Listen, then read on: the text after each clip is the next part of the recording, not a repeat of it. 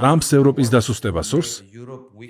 დიახ, რა თქმა უნდა, რატომ არის საჭირო ნატოს წევრმა ყველა სახელმწიფომ გაზარდოს თავდაცვითი ხარჯები მთლიანი შიდა პროდუქტის 5%-მდე მაშინ, როდესაც მხოლოდ ამერიკა ორჯერ მეტს ხარჯავს თავდაცვაში, ვიდრე რუსეთი და ჩინეთი ერთად. რატომ არ არის ეს საკმარისი თანხა? რატომ? ტრამპს სურს ევროპელები გაკოტრდნენ ამერიკული იარაღის შესყიდვით. აშკარაა, რომ მაკრონი, სტარმერი, მერცი, მიცოტაკისი, ფონ დერ ლაიენი ვაშინგტონის მონები არიან. ისინი ტრამპისგან იღებენ ბრძანებებს, ევროკავშირი კი იშლება. ევროპამ წარმოუდგენლად დიდი ხარჯები გასწია უკრაინის ამ უაზრო ომში, რომელიც არც არასდროს უნდა დაწყებულიყო. ასე რომ, როდესაც ყველა ეს ევროპარლამენტარი ფეხზე წამომდგარი ამბობს, რომ რუსეთი ჩვენ გვემუქრება და ისინი უკრაინის დამარცხების შემთხვევაში ჩვენკენ წამოვლენ, იცოდეთ, რომ ეს ხალხისკენ მიმართული ნარატივია, რათა თავდაცვის ხარჯები მთლიანი შიდა პროდუქტის 5%-მდე გავზარდოთ. წარმოიდგინეთ, ნატოს წევრი ქვეყნების თავდაცვითი ხარჯების ჯამური ღირებულება 1,5-დან 2 ტრილიონ დოლარამდე მერყეობს წელიწადში. დღევანდელი მოცემულობით ეს 3-ჯერ ან 4-ჯერ უფრო მეტია, ვიდრე რუსეთის და ჩინეთის ჯამური ხარჯები. და ამის მიუხედავად, მაინც გვავალდებულებენ, რომ უფრო მეტი დავხარჯოთ, თქვენ რა დაგვრცინით, უბრალოდ არ არსებობს რაციონალური საფუძველი მთლიანი შიდა პროდუქტის 5%-ის ხარჯვის თაობაზე. ტრამპმა ეს რიცხვი უბრალოდ თავისით მოიგონა. ამერიკული სამხედრო სამრეწველო კომპანიები ჩვენ გძარცვავენ. ისინი ჩვენს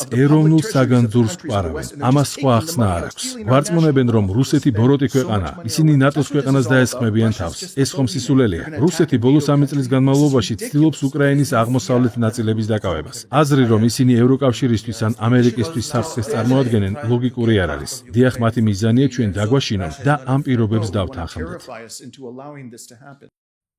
გამოიწერე და გაიგე ამბები ლიბერალური ცენზურის გარეშე.